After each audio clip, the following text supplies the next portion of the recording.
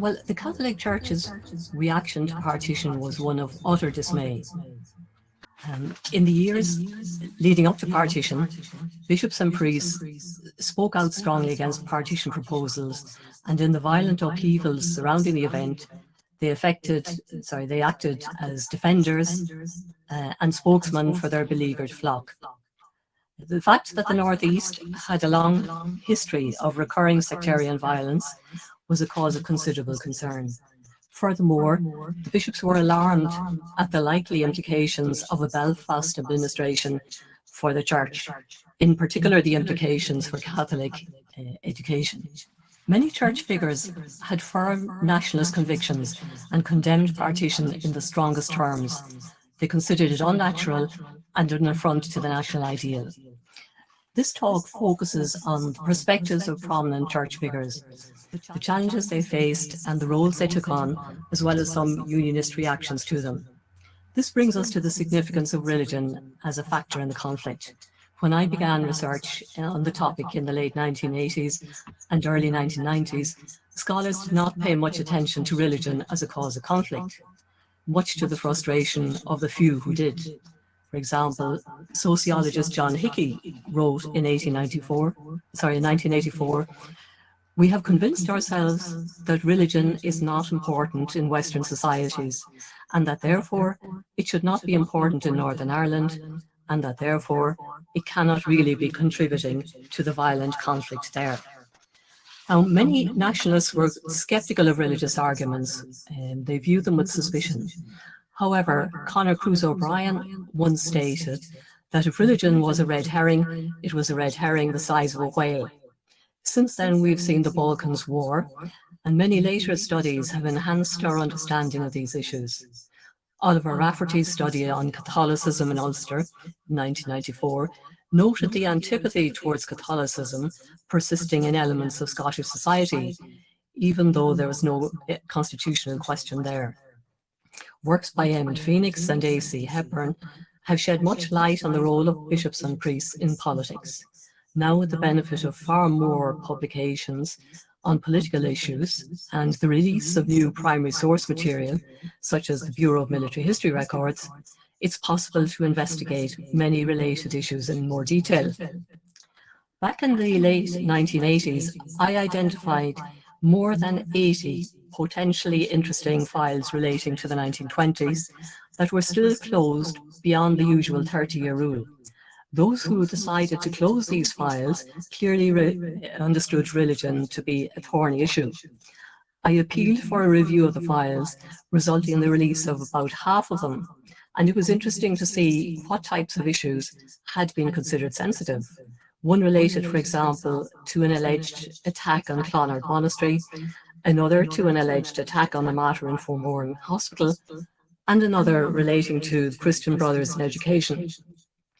However, in the context of the peace process, many more files have been released, and in recent years, the work of Alan Parkinson, Robert Lynch, Kieran Glennon, and Tim Wilson has shed much light on violence in the early 1920s, enabling us to see the various elements of the conflict in more detail. What I sought to indicate here was the figures relating to Ulster, and the Catholic Church was the largest denomination in Ulster, that is the 9-county Ulster.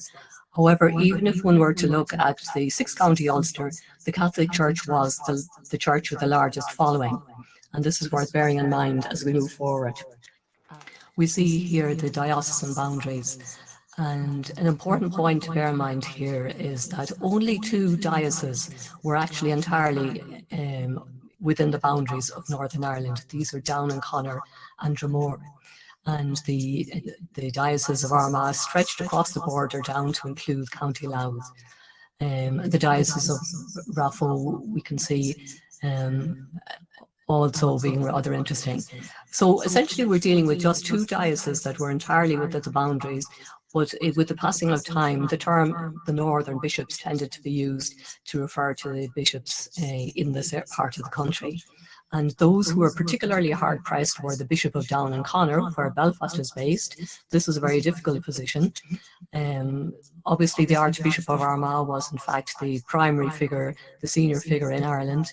And we'll see on occasions the Bishop of Derry being extremely vigilant regarding encroachments on Catholic rights also. Now, returning to the Catholic Church, the Church's motivations were both religious and political, and were presented in terms of protection of Catholic rights, Catholic minority rights. In the period we are examining, both Catholics and Protestants believed with good reason that their rights would be jeopardized if they became a minority. Ideas of majority rights and democracy had gained traction in the Western world during the 19th century. The influence and status of Irish Protestants had declined as nationalists and the Catholic Church advanced. In the post-famine era, growing numbers of men and women opted for religious life, enabling the Church to expand its social services, in particular in relation to education. Church discipline and efforts to bring religious practices into line improved. This is what's known as the devotional revolution. Churches and church institutions became more numerous, and the Catholic Church became increasingly visible on the landscape. This was also an era in which the Pope's authority over the wider Catholic world was strengthened. These were alarming developments for Protestants who sunk their differences in the face of the rise of Catholic power. Yes, this one here. So here's David Hampton and Myrtle Hill's summing up perceptions of the Catholic Church in the late 19th century. The Roman Catholic Church was regarded as all-pervasive in influence, monolithic in scope, imperialist in intention, persecuting in its essential nature, and impoverishing in its social effects. No state in which its representatives were in control could offer any credible safeguards for the rights of religious minorities. Now, despite this perception, the Irish Catholic Church had a very different perception of itself.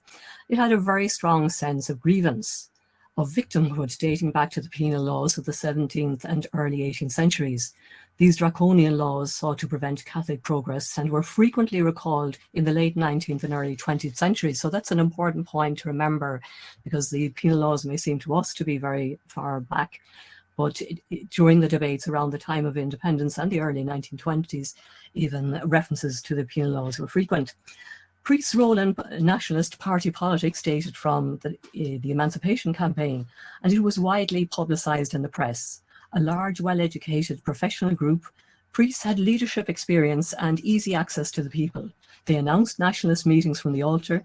They frequently chaired or proposed motions at political meetings and were often involved in nominating election candidates.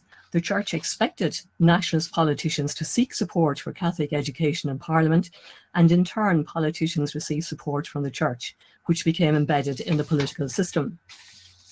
Early uses of the term Home Rule means Rome Rule were in the context of a specific by-election in Meath in 1871. The election went uncontested, as it seemed pointless to stand against a candidate who had the support of the local bishop and clergy. A prominent proponent of this argument, that Home Rule means Rome Rule, was the Orangeman and MP William Johnston of Ballykilbeg, who described the Catholic Church as a politico-religious organisation that needed to be confronted by another politico-religious organisation, that is the Orange Order. Now, rioting was a recurring feature in Belfast history in the 19th century. Whatever the cause of the rioting, once underway, it frequently included attacks on churches and other church buildings. The Church deeply resented the inferior position of Northern Catholics. Father John Tuchel, later bishop, in evidence to an inquiry into the 1886 riots, stated that Catholics were treated as an inferior and conquered race. He attributed the violence to the incitements of the local Orange and Protestant press, pulpit and platform in producing religious hatred of Catholics in our midst. In 1912, the year of the Third Home Rule Bill, violence broke out following an altercation between members of the Ancient Order of Hibernians and children on a Sunday school excursion. Apparently, one of the Hibernians attempted to seize a flag carried by one of the children, and scuffles followed. Outrage in Belfast led to shipyard expulsions a few days later. John Tuchel, now bishop, became involved in relief efforts for expelled workers. Unionist propaganda campaigns against the Third Home Rule Bill focused not only on the desire to remain part of the British Empire, but also concerns for their prosperity. Could we see the slide, please, with Home Rule means Rome Rule and the Covenant? Here. So we can see here a very familiar document, I'm sure, to most of you, Ulster Solemn League and Covenant, that began, you can see it on the right, being convinced in our consciences that Home Rule would be disastrous to all the material well-being of Ulster as well as the whole of Ireland, subversive of our civil and religious freedom, destructive of our citizenship, etc. So the reference here that's important is to civil and religious freedom, because references to civil and religious liberties cropped up over and over again in anti-Home Rule propaganda.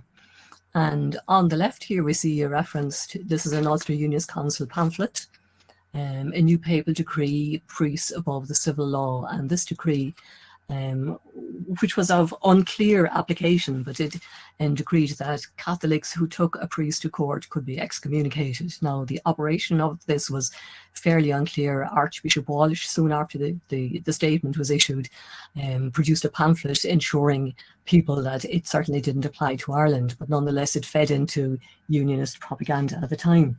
Another factor that fed into propaganda that shows that the Home Rule means Rome Rule went beyond electoral politics, but another one related to the question of mixed marriages. A decree issued in 1907 recognised mixed marriages only where the ceremony had been conducted by a Catholic priest. Now, a particular case involving a Catholic, Alexander McGann, and his Presbyterian wife became quite notorious. The couple were visited, or that their home was visited by a priest who told them they were not validly married after this decree was issued and that they should undergo a Catholic ceremony. But Agnes, the wife, refused, and McGann took off with their 2 children. Now, this episode, which should have been maybe a very private issue, became part of Home Rule propaganda. Also, it was an episode, for example, mentioned in the House of Commons. One of the implications of this decree, which is known as Ne Temere, was that priests now had the opportunity to require commitments from both parties that the children of mixed marriages be raised in the Catholic faith. Now, that, in fact, was quite an old teaching of the church, but this particular decree we're talking about, which required marriage to be celebrated by a Catholic priest, this gave the priest then the opportunity to extract promises that the children would be raised as Catholics. Now, Unionists then became increasingly militant in their decree and ultimately succeeded in convincing British politicians to make special provision for Ulster, as was clear by the outbreak of war in 1914. Redmond's willingness to contemplate partition, even as a temporary measure, was viewed with alarm by the bishops. The issue was shelved for the duration of the war, but following 1916, Lloyd George talked to Redmond and Carson separately, offering immediate Home Rule for 26 counties. Carson viewed this as an escape from Home Rule, but Redmond had the impression it only involved very temporary exclusion.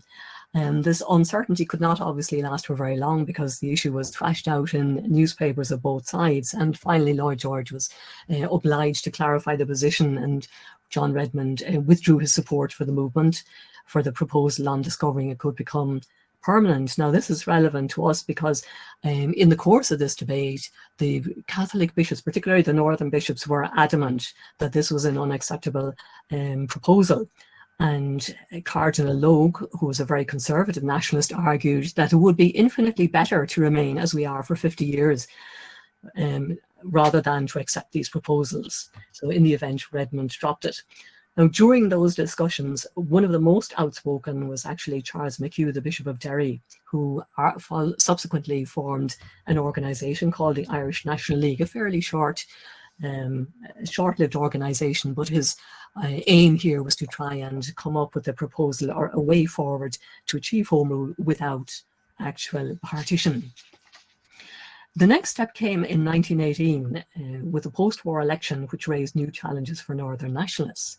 At that point, the Bishop of Raphoe, Patrick O'Donnell, who had been for many years a very staunch supporter of the Irish Parliamentary Party of Home Rule and a close friend of Joe Devlin, who was the most prominent nationalist politician in the Northeast, O'Donnell nevertheless wrote to the Irish Party leader, then John Dillon, and suggested he withdraw completely from the competition. So here we see O'Donnell adopting a rather realistic role. The Bishop of Derry at the time of this election was concerned that in certain areas in the north, a split Catholic vote might lead to Unionist victory. Now, this didn't apply in West Belfast because the Catholic majority was so huge it didn't really matter. But 8 constituencies were identified where the split vote could lead to a unionist victory. So could we see the slide, please?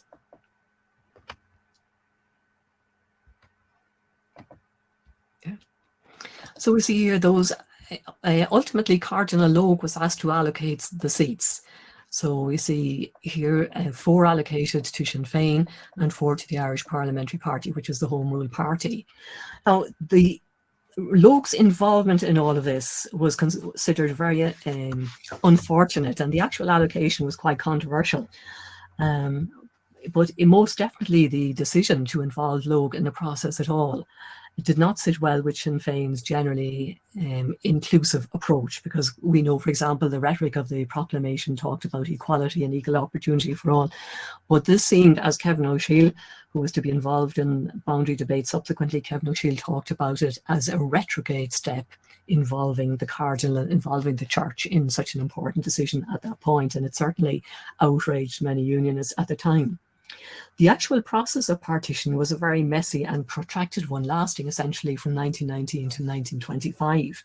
Now, Alan Parkinson, who has shed much light on this period, has highlighted, I quote, the irrefutable correlation between communal violence and prolonged periods of political uncertainty and tension. And this was certainly relevant in the case of partition.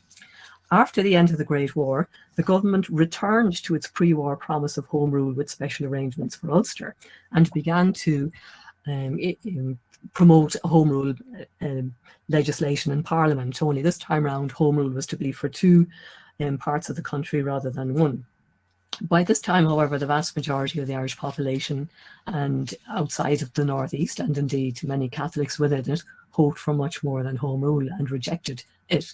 The Government of Ireland Act, the Partition Act, was finally approved by the King on the 23rd of December 1920. Now, by this time, of course, the War of Independence was well underway, and some very controversial episodes had occurred in the previous few months, including the death of Terence MacSweeney on hunger strike and the burning of Cork, the Kilmichael ambush, and indeed most people weren't in the mood for a home rule solution. Across Northern Nationalist Ireland, the Government of Ireland Act was viewed with abhorrence. The Northeast had been rocked by intense violence that was to last from July 1920 to the summer of 1922. And 2 important triggers for this violence were the assassination in Cork in July 1920 of Lieutenant Colonel Gerald Smith, who was a senior figure in the RIC in Munster at this point. Smith, whose family were from Banbridge in County Down, had encouraged the RIC under his command to shoot suspects. The violence then, by way of reaction, began with the expulsion of many Catholic workers and rotten prods, a term used for Protestant workers associated with the labour movement, from the shipyards. A further trigger for action was the assassination in August of District Inspector Swansea. Now, Swansea had been suspected of involvement in the murder of Thomas McCurtain, Cork Lord Mayor, in March 1920. The IRA tracked him down and apparently with his own gun shot him as he came home from church in Lisburn. Lisburn was soon in flames. So we can see here 2 very specific triggers. However, we would have to always, as historians, look to the background and see what else was in the mix there as well.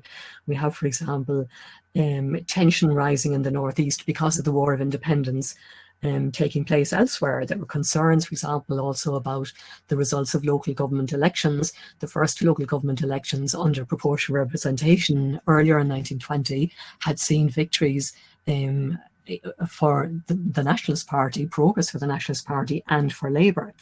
And then there was also the factor that Carson had made some very inflammatory remarks when speaking on the 12th of July. So this combination of factors led to a spate of violence that continued to the summer of 1922. Ultimately, almost 500 people were killed, of whom over 60% were Catholic, though Catholics were the minority in the community. Shortly after the violence broke out, Bishop MacRory, who was to be a key figure in all of this, Bishop MacRory as Bishop of Down and Connor. Could you have MacRory slide, please? He became bishop in 1915 and was a very staunch Sinn Féin supporter. He was then later he became Archbishop of Armagh and then Cardinal in 1929. So he was to be really stuck in the cauldron over the following few years. When violence broke out, he telegrammed the Chief Secretary calling for protection and reinstatement of workers. And he became heavily involved in relief efforts with the American Committee for Relief in Ireland and the White Cross organisation. So there was great concern then as the months continued after the outbreak of violence. In October, the bishops issued a joint statement arguing that in no other part of Ireland was a minority persecuted. And they spoke of the iniquity of giving the North East its own parliament. They were deeply concerned about the prospect of a special constabulary. And the day after the Government of Ireland Act was passed, McCrory wrote to Cardinal O'Connell of Boston appealing for help and referring to the amputation of the 6 counties and the mutilation of Ulster. And these terms were to be used very frequently, not only by clerical figures, but also by other nationalist figures. In his Christmas Day sermon, McCrory spoke of the act as an insult to the legitimate hopes and aspirations of more than 4/5 of the people of the country. So here we have a senior clerical figure who is obviously an ardent nationalist. And it's worth bearing in mind as we move forward through this debate that a lot of the church figures were not just looking after the interests of the church, they also were staunch nationalists in their own right. Not all of them, but certainly some. The bishop's pastoral letters at the beginning of Lent echoed his objections. Bishop Mulhern of Dromore, who was based in Newry, objected to the mutilation of our country at the dictation of a minority of her people. And he believed that the expulsion of Catholics from their workplaces indicated Catholic prospects under Home Rule. Cardinal Logue said he had never addressed his flock with such anxiety. In a private letter, he told Bishop Amigo of Southwark that Unionists were, I quote, a pampered and exacting minority. So this is very much, of course, a response to the Protestant arguments that they would be, they would suffer if as a minority in Home Rule Ireland. Nevertheless, the government proceeded with its plan and elections were scheduled for the 24th of May 1921, which was actually Empire Day as it happened. Now, the elections were to take place throughout Ireland, one in one part of the country for the Belfast Parliament and the other for the Dublin Parliament. However, in the southern part of the country, the elections were not contested. Sinn Féin took all of the seats except for 4, these were for Dublin University, which the 4 candidates there stood as independents. In the north, the possibility of a nationalist boycott arose, and McCrory, who had been in contact with De Valera about electoral strategy, had a letter read out at masses in the diocese urging Catholics to come out and vote and show their opposition to partition. Now, the understanding was that they would all stand on abstentions tickets, but nonetheless they had to stake their position. More than political issues were at stake, McCrory said. The care of our children's education, and with it perhaps their eternal welfare, may depend on this election. 6 seats were won by nationalists and 6 by Sinn Féin, but none of them, of course, intended taking their seats.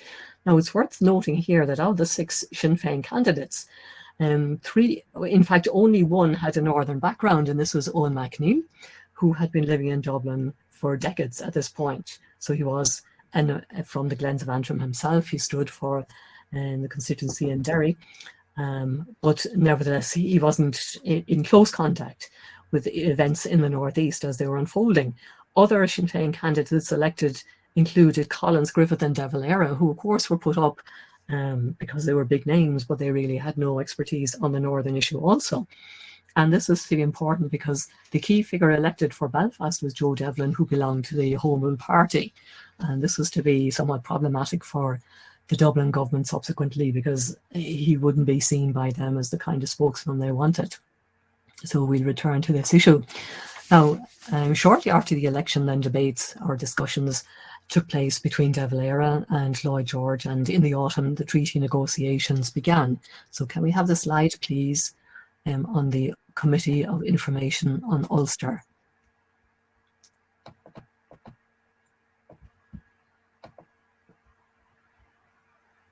Okay. So in this slide here, see, it's not entirely clear, but the important point, first of all, is that it was addressed to McCrory, And there's a reference here also to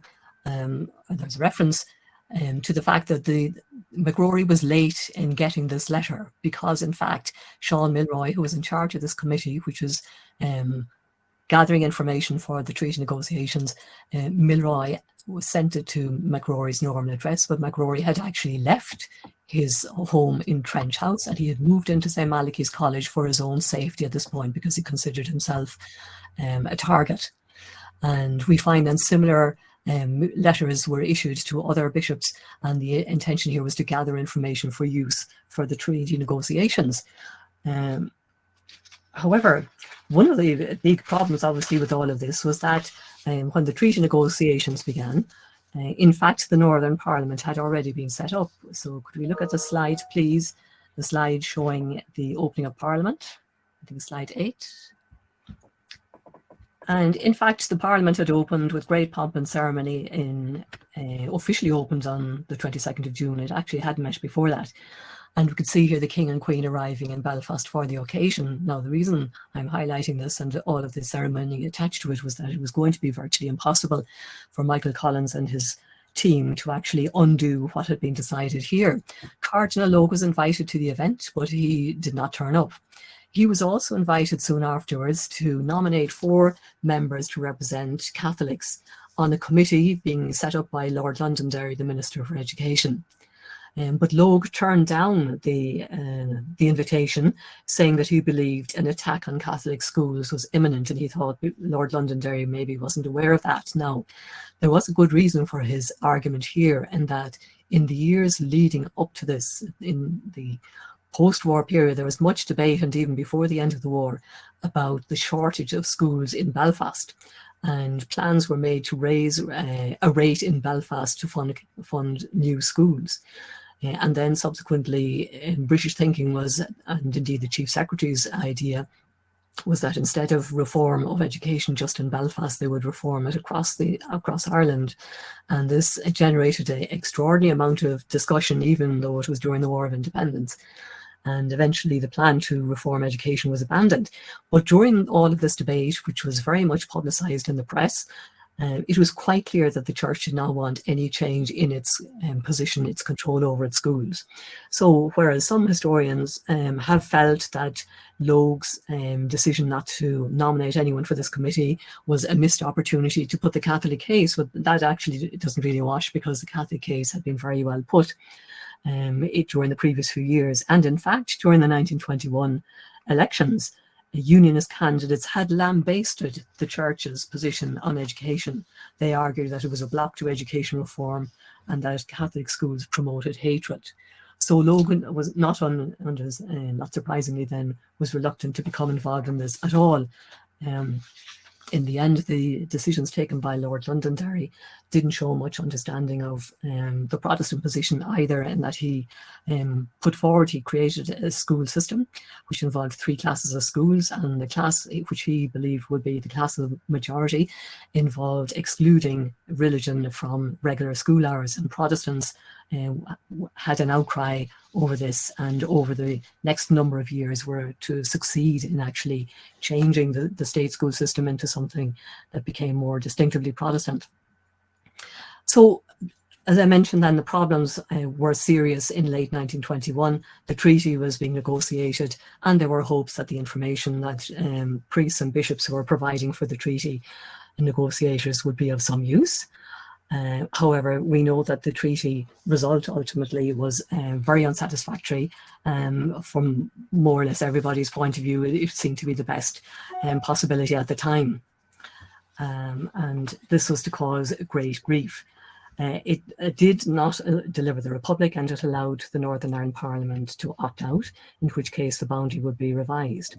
Now, while the bishops were very anxious for an end to violence, they were concerned about Northern Ireland, and 2 bishops visited, including Charles McHugh of Derry, visited Arthur Griffith to arrange for an episcopal deputation. But Griffith assured them that safeguards would be inserted in the treaty, and that Derry City was bound to come into the Free State under the Boundary Commission. The Catholic community at this point, following the treaty, was divided along various lines. There were those who believed that the Dublin government would ultimately rescue them through the Boundary Commission. There were others who were prepared to recognise the Northern Ireland government and make the best of it. This included Joe Devlin, the leading nationalist figure in Belfast, and some prominent businessmen, Raymond Burke and Hugh Dougal, who were involved in debate. Some senior clergy also favoured this. And then there were others, of course, who opposed the treaty entirely. So among the senior church figures, those who relied on the Dublin government were the most outspoken. But they faced very difficult choices. For example, before the treaty was signed and ratified and before the government came into being, the Dáil had been encouraging non-recognition. But one of the problems arising from this was that nationalist councils that refused to recognise the Dáil were disbanded, and they were replaced by commissioners. Between the treaty and the ratification the treaty ratification and the Civil War, violence escalated. Collins was deeply concerned about the North, but his policies were somewhat incoherent. He encouraged Northern teachers to boycott the Northern Ministry of Education. 1/3 of Catholic primary schools, school teachers, all Catholic secondary schools, and the Catholic Teacher Training College received payment from the Dublin government rather than acknowledge the Northern Ministry of Education. Collins supported IRA activity in the North, which resulted in an increase in violence, but the majority of those killed belonged to the minority community. Now, as the situation escalated, a Catholic Protection Committee was set up in March 1922 with MacRory as president and Father Laverty as chairman, seeking to highlight the Catholic predicament. And the committee presented the violence very much in terms of religious persecution, a point hotly disputed by the leaders of the Protestant churches in Belfast, who issued a statement attributing the unrest to gunmen in the city. The committee took issue with an article in the Spectator magazine, which was reprinted in the Belfast Evening Telegraph. The Spectator attributed the unrest to gunmen imported into Belfast and found it intolerable that the church did not speak out against the violence. Indeed, a collection of anonymous hate mail in the papers of MacRory in the Armagh archive points to a belief that MacRory could have stopped the violence if he had wished. It also indicated a sense that attacks on policemen would justify attacks on clerics or convents. The committee, however, the Catholic Protection Committee pointed to attacks on churches and parochial houses, churches and convents, and stated that to be a Catholic is a crime punishable by death in Belfast. Now, the main catalogue of events in this period, it was produced by Father Hassan under the pseudonym of G.B. Kenna. It was called Facts and Figures of the Belfast Pogrom. So could you see this, please?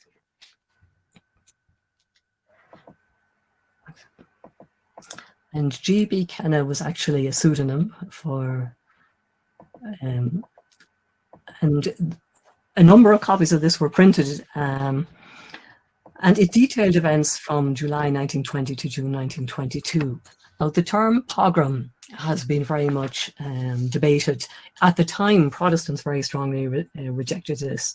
The term usually refers to and I'm using here an Oxford Learner's Dictionary definition, organised killing of large numbers of people because of their race or religion. A number of statements. Now, sorry, the question here really is the word organised and the extent to which it was organised. At the time, Owen MacNeill believed that a pogrom had been planned, and a number of statements in the Bureau of Military History collection refer to a pogrom being anticipated, the sense that this was imminent. Seamus Dobbin of the Belfast Brigade, for example, and Roger McCorley of the 3rd Northern Brigade believed that this was the case. Now, Robert Lynch, discussing the appropriateness of the term or otherwise, states that while it is undeniable that Catholics were the losers and principal victims, the violence was disorganized and disjointed. He argues that there was no real plan for ethnic cleansing, and he sees the expulsions as limited in their aims, if not in their savagery. Tim Wilson, who some of you will have heard last night, also has addressed this issue, and he has noted, he's written quite a lot and contributed various publications to an analysis of the conflict at the time and the combination of sectarian violence with the dynamic of the conflict of the War of Independence. And he sees the violence, the killings in the North as part of a chain of police reprisals stretching back to the autumn of 1920. So indeed, if one were to look at individual killings, it would very often be possible to trace them to a previous killing by the other side. However, in addition to the killings, if we look at other types of activity at the time, for example, attacks on church buildings, we could see it more in religious terms. One witness statement refers to the parish priest of St. Malachy's church seeking an IRA guard for his church, which had been threatened. Another important event was the attack on St. Matthew's Ballymaccarrett. I think there's a slide on that.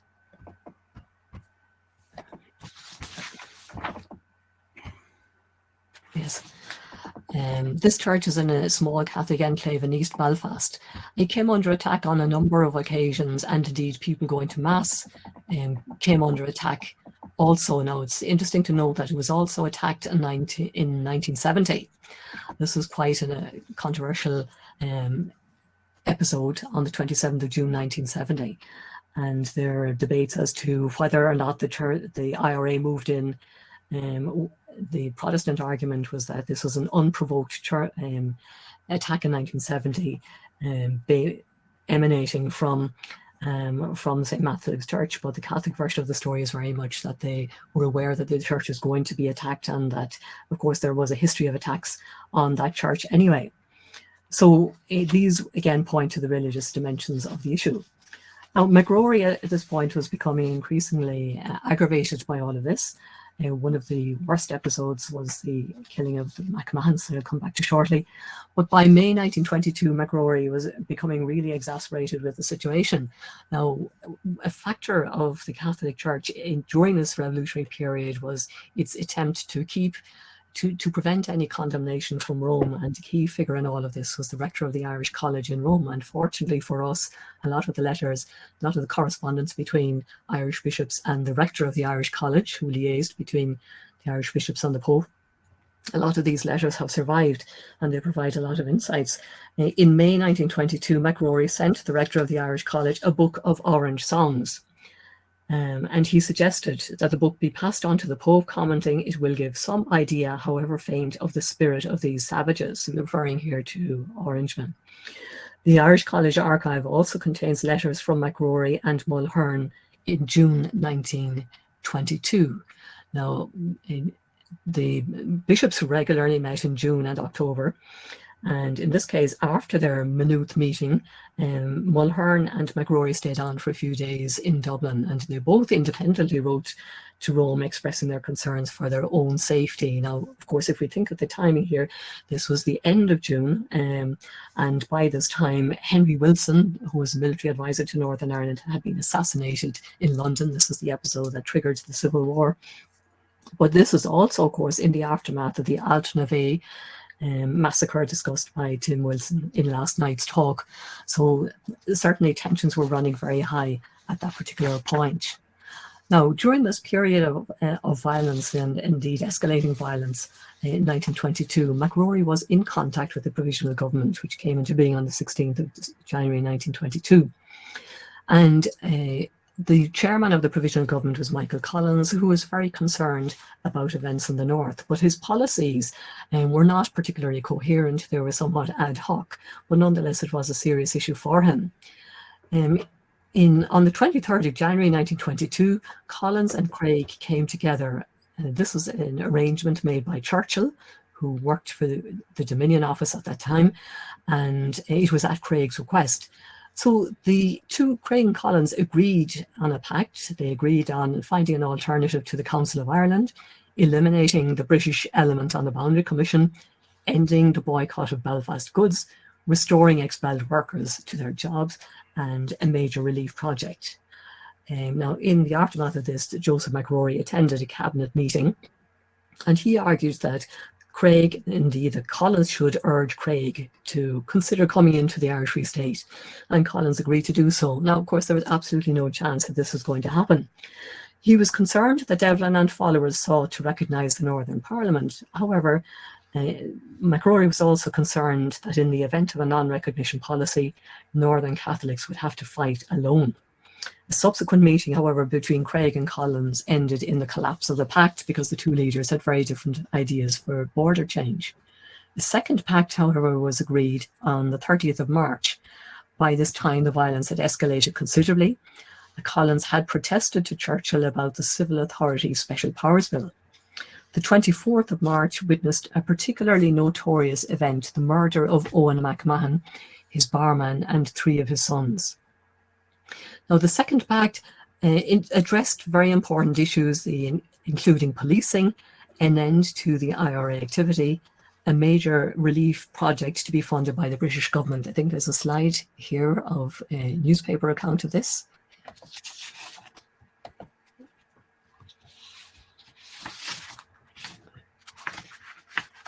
Right, here we see Irish peace agreement signed, and this is the Belfast Newsletter's version of it here. Text of momentous document, a reorganisation of the specials, and we see 500,000 for relief work. So here it seemed like a very big issue at the time. However, we have various accounts of what happened subsequently, and we also have a very good account by a British civil servant who was sent to investigate the collapse of the agreement afterwards. So I just want to mention some aspects of this that show how very difficult it was to make any progress, and the very deep level of distrust also. One of the first tasks was to set up a police advisory committee to assist in the recruitment of Catholics to the special police. Now, so in early April, a northern deputation, including MacRory and Father Hassan, visited Dublin and discussed possible Catholic representatives for the committee. MacRory's own name was included, but he later withdrew it, pleading other duties. And what we find over the next few months is MacRory very reluctant to become directly involved in any negotiations. Father Laverty, one of the priests who had been very much involved in the Catholic Protection Committee, chose the venue, St. Mary's Hall. Now, this is not a straightforward suggestion at all. The hall had been commandeered by the Special Constabulary a few weeks earlier, and meetings between Father Laverty and the Minister of Home Affairs were unproductive. So the question of the hall itself was controversial also. Then we have the fact that 2 of the Catholic members nominated for the committee were arrested, and attempts were made to arrest 2 others. So how could we interpret this?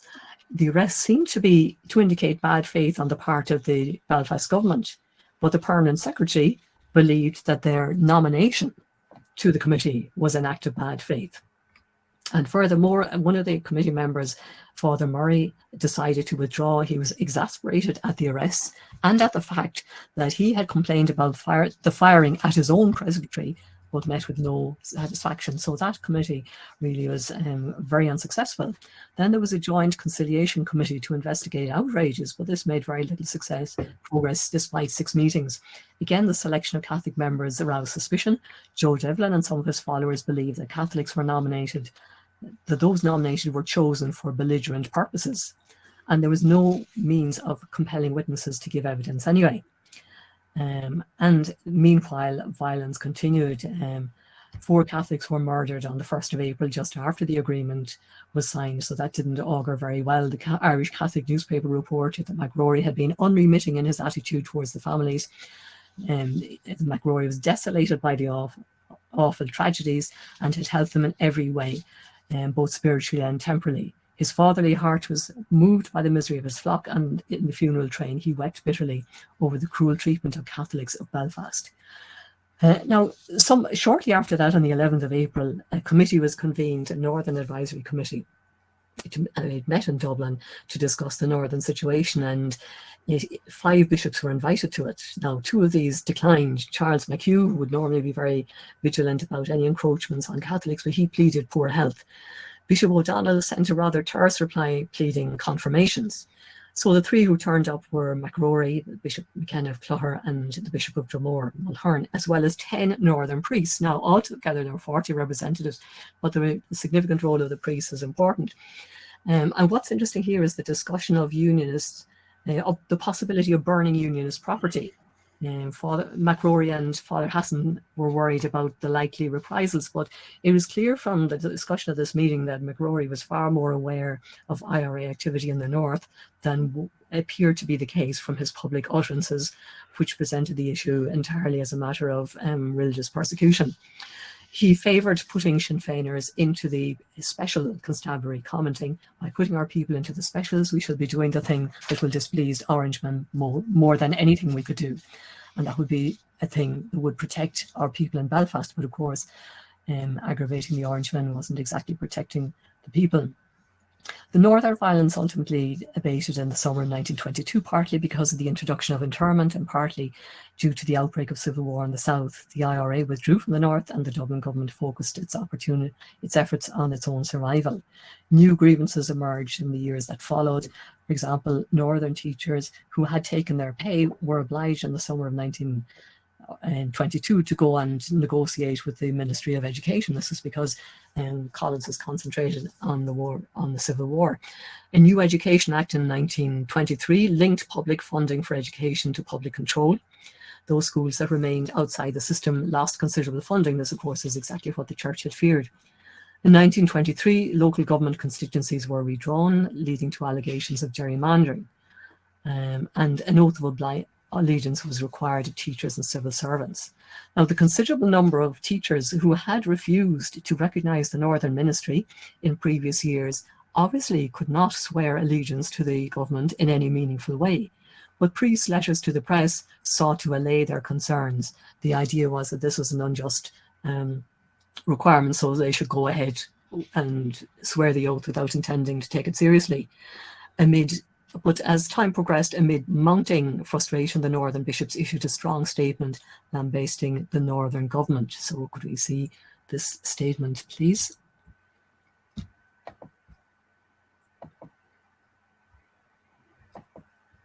Okay, so what you have here is the beginning and the end of it, just one, and I'll tell you what happened in between. So it begins by stating, sorry, the previous one? Yes, this one here.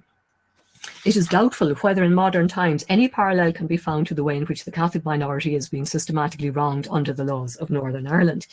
It went on then to protest against the gerrymandered constituencies, the Education Act, which starved Catholic schools, the unsatisfactory arrangements for Catholic teacher training, the oaths of allegiance required of teachers and civil servants. And they also mentioned a declaration of allegiance required by chaplains who were paid by local authorities. This caused further offence. The statement expressed concern that it would drive a wedge between priests and people. And they were frustrated at the attitude of Belfast ministers to the Boundary Commission. They concluded this ever, and this is the second side here, the right-hand side, this ever advancing aggression on Catholics is a grave menace to the peace of the whole community. They urged the people to organise themselves politically and resolved to lie down no longer under this degrading thraldom. Now, this statement has sometimes been seen as acquiescence on the part of the Church to hold on to their schools, but this wasn't actually the case. The bishops were accused at the time of endangering the peace, of being troublemakers. James Craig's response to the statement was that an awful responsibility would rest on any man or a set of men who either directly or indirectly attempted to upset the peace. The Belfast newsletter referred to the statement as a manifesto, urging the people to start an agitation against the government, and describe the statement as an extraordinary and wholly misleading manifesto. Now, another example, could we see the next slide, please? Now, this is the view of just one person, but nonetheless, the strong language is interesting. You can see the heading here, the Bishop's Manifesto, and then bombshell into six-county camp. So I mention this again because some commentators like Michael Farrell, for example, see the statement as an indication that the bishops were more or less giving in to hold on to the schools. So meetings took place along the border areas, monitored closely by the police. A number of the priests lambasted the Belfast government, presenting the Catholic plight in terms of religious persecution. There are references again to the penal laws. Ultimately, the Boundary Commission did not get underway until 1924. Meanwhile, however, a North East Boundary Bureau set up by the Dublin government was underway. Again, the Church had a role. Bishop Mulhern of Dromore and Bishop McNeely of Raphoe and a number of Northern priests worked with the Bureau. Priests were contacted on a range of issues ranging from maps, rail traffic, to information on imports and exports. Almost 30 priests gave evidence in person or in written submission or both. And these highlighted the Catholic desire for transfer to the jurisdiction of the South, but also noted various forms of discrimination. Bishop Mulhern alone gave personal, he was the only bishop who personally appeared before the commission, but he also submitted a written statement strongly arguing that the desire of Catholics in Newry and the Poor Law Union of Newry was for transfer. Interestingly, and bearing in mind, of course, that one of the criteria for changing the border was economic factors, he argued that the Northern Ireland licensing laws drove Sunday excursionists across Carlingford Lough to Omeath in the Irish Free State. So essentially, for the sake of access to, for day trippers, access to drink on a Sunday, Newry should be included in the south. He was questioned on the announcement of meetings regarding the boundary from the altar, and he agreed that the clergy took a very active role in politics.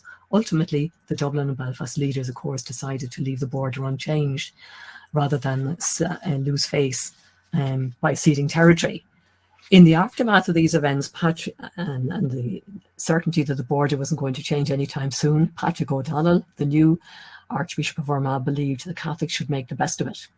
He'd already succeeded in reaching an agreement with the Minister for Education on teacher training arrangements after negotiations with Joseph McRory's representatives had broken down, and this highlights the different approaches. On a trip to the US, he was impressed by the concept of unity and diversity. When he died, unfortunately in 1927, the Northern Whig newspaper commented that he was free from any trace of that intolerance which has made his church hated in every age and in almost every country in the world. A rather backhanded compliment for Catholics. He was succeeded by Joseph McRory, who was intent on maintaining a strong Catholic line, declaring publicly in 1931 that the Protestant churches were not part of the Church of Ireland at all, of the Christian Church at all. He was fondly remembered, nevertheless, for his support of Catholics. So in conclusion, undoubtedly religious animosity was an important element in the opposition to Home Rule and in the actual conflict surrounding that period. During the period, both church and laity variously sought to calculate their best options in very uncertain times, and all were to be disappointed. I've been focused on those who took on prominent public roles or sought to, or had to take on prominent roles. Undoubtedly, their intention was to act as defenders of Catholic rights, both religious and political. Their relief efforts were impressive. In terms of community relations, some of the statements probably exacerbated the hard feelings, but their situation was indeed dire. Ironically, the priest's role in electoral politics persisted longer in the North than it did in the Free State. Religious issues came to the fore when Labour candidates sought to contest seats in Catholic areas. Clerics and nationalists argued that Catholics should vote for Catholics who would support Catholic education. The Church, the Northern Church, felt a deep sense of loss, comparing its position to the very favourable position of the Catholic Church in the South. This became all the more acute in 1929 when the Irish Free State was celebrating the centenary of Catholic emancipation. On that occasion, Bishop Mulhern of Dromore stated, and can we look at the final slide, please?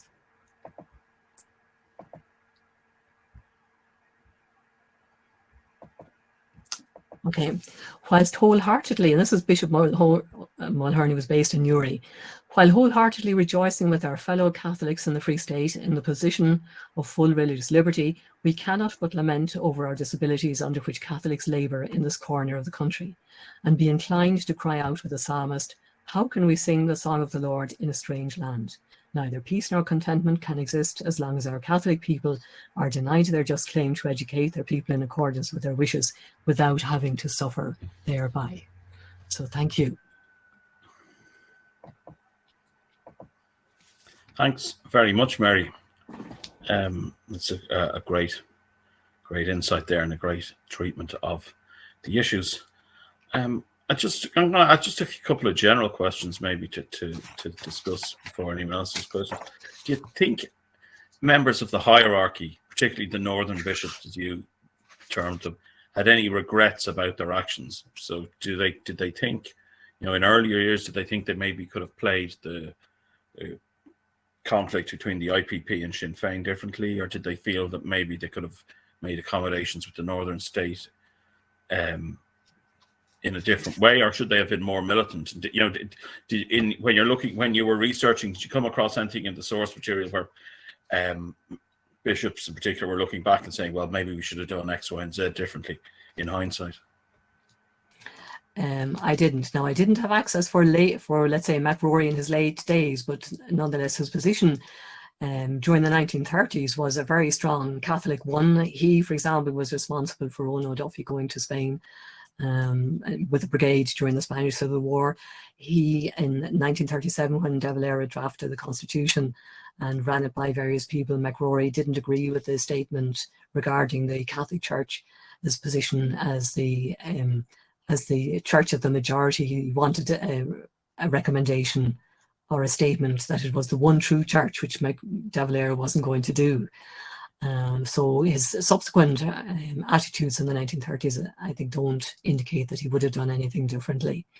In relation to O'Donnell, I think O'Donnell was more of a realist in that he knew when the game was up, and but McRory was obviously in an extremely difficult position, being the person in Belfast during the violence. Obviously, violence had broken out also in Derry, and McHugh had to deal with that. But McRory, I don't think McRory would have regretted it subsequently. Now, later on in the mid-century, there were certainly changes in attitudes on the part of Bishop Philbin, for example, and Cardinal Conway towards a more conciliatory role. But they had been drawn in the mid-century. The church was drawn into dealing more with the government, because with the expansion of education as part of the welfare state in the post-war period, for example, the Catholic Church was under severe pressure to provide more education and more schools, and they did receive more funding as time went on, so that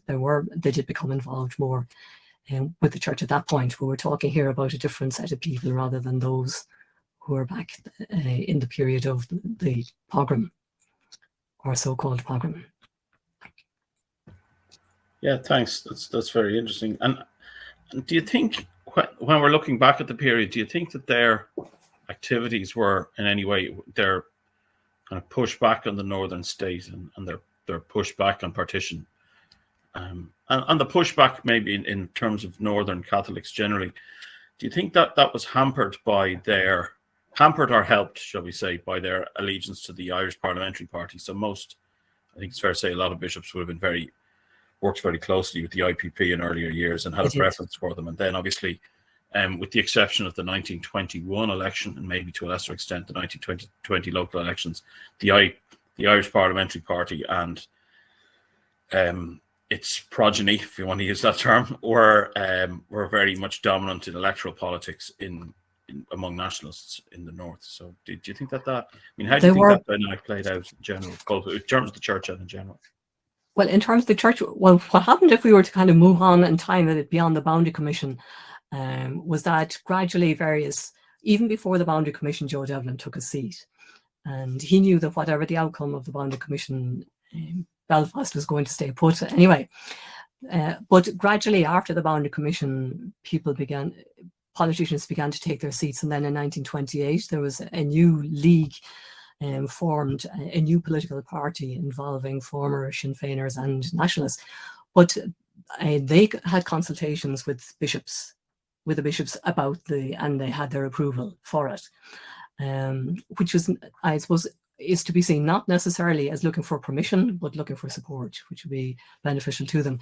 But by 1932, really, the party lost all faith, because they were always going to be outvoted anyway. And even with the support of Northern Ireland Labour Party members, who were few and far between, partly because the abolition of proportional representation was designed in particular to keep the dividing line clear. Craig said he didn't want any unnatural opposition. But they were all going to be outvoted, and in fact, in the mid-century, the nationalist politics didn't serve any useful purpose.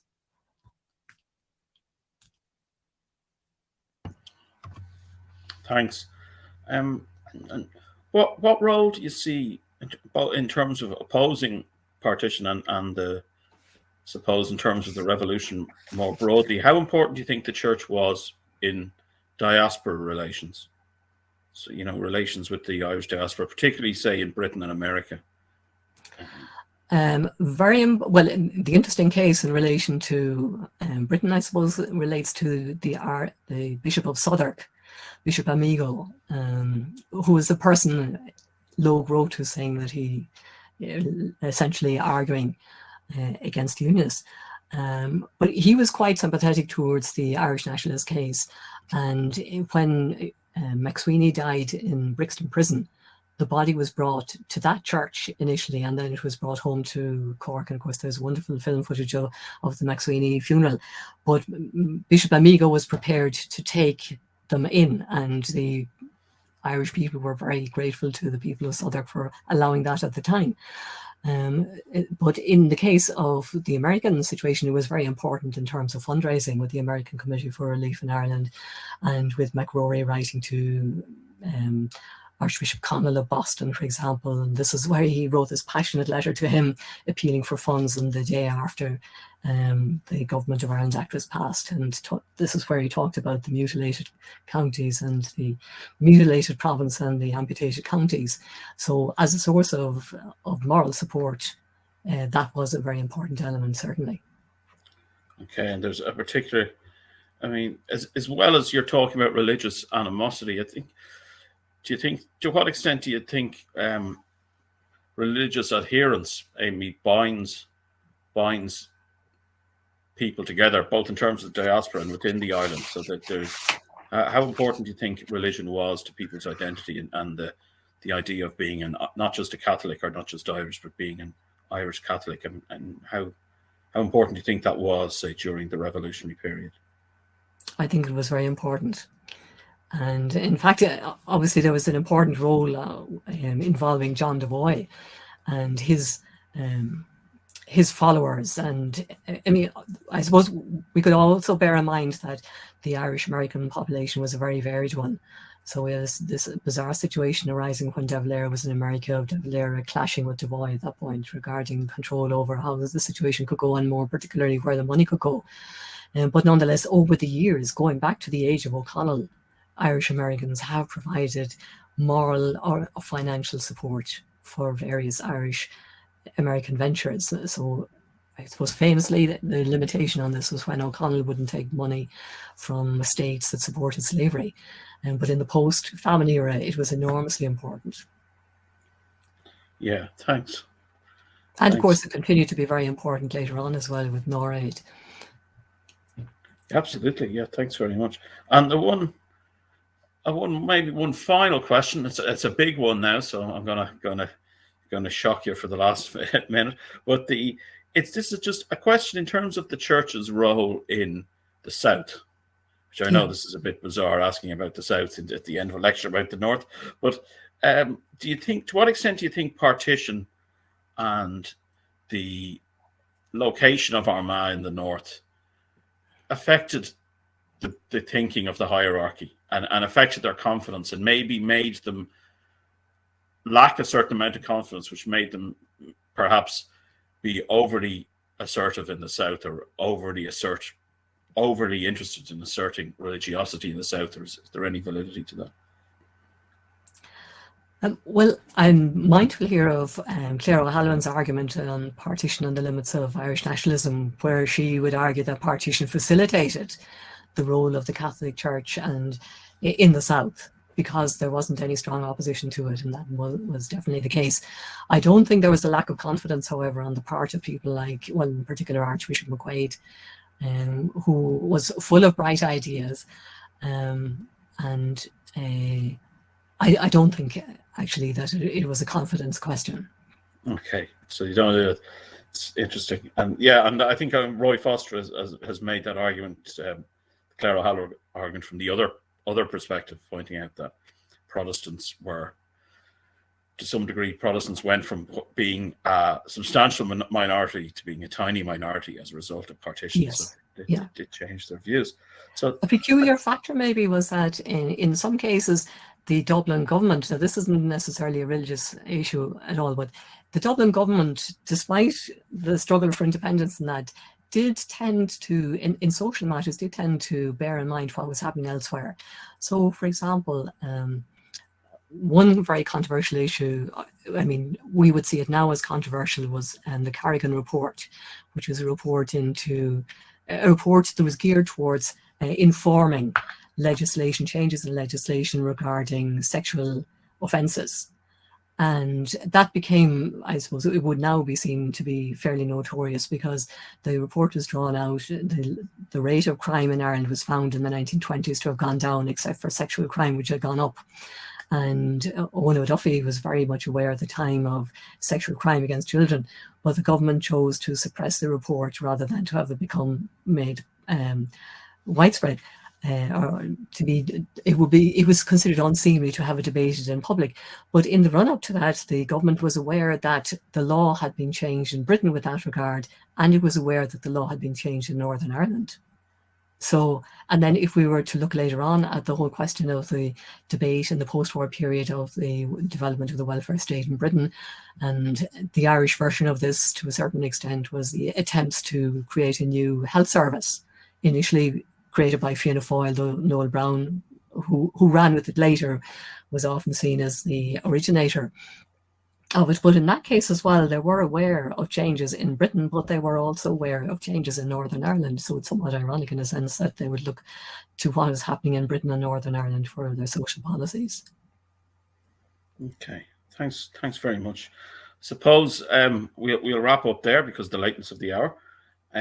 Just thank Mary for a wonderful talk, very enlightening. And I think as part of our general program, I think the expert advisory group asked us to consider minorities and on both sides of the border. So I think, in the border area that we're really concerned with, Louth and Newry and Mourne, I suppose Catholics definitely aren't a minority, but I think this has provided a really useful perspective for to make sure we don't throw the baby out with the bathwater and take some of the mainstream narratives that people would have been concerned about in the area. I know Cardinal Lowe was mentioned in the talk a few times, and you will regularly see, if you look at the newspapers from the 1920s, you will regularly see Cardinal Lowe's statements carried in full in the Dundalk Democrat. Pretty much anything he says, and he sometimes writes to them, etc. And you'll see, speaking at confirmation in such and such a place, Cardinal Lowe said everything. So it's important to note and remember that these are really important figures who have a really big social impact of the time. And just I hope we have some younger viewers at least, and I think that they really might find that harder to conceptualize in a way that older people would almost find it instinctive, thinking the way Ireland was, relatively recently. I also think Mary's talk plugs into some of the other things we'll be discussing in the next few days. So, Halpin tomorrow we'll be talking about his grandparents, Hugh Halpenny and Annie Rice, who were IRA and Covenant Man activists in South Down, who had to leave the area afterwards. Saturday at the earlier time of 2:15, we'll have a round table on the Boundary Commission featuring Margaret O'Callaghan of Queen's University, Mel Farrell of the RIA, and a couple of other people. And then we have on Monday at 5 o'clock, we have a discussion on the Church of Ireland, Irish Anglicans and partition, which will feature Ida Milne of Carlow College, Ian Dalton, who's a research fellow at Trinity, who co-authored a book on Protestants in the South with Ida Milne. And then we have Brian Walker, who's retired from Queen's University. So we have three historians of Anglicanism talking about the Church of Ireland at 5 p.m. on Monday. And then at 7 p.m. on Monday, we will have Dexter Govan of Edinburgh University, whose research focuses on a religious understanding of the Orange Order. But Dexter is going to give us a kind of a broader lecture on the Orange Order and partition, which I think should really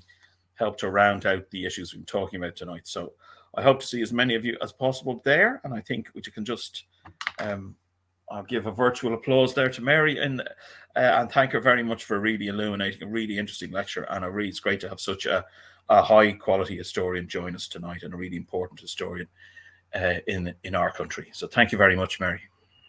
Thank you very much for sticking with us. Thanks.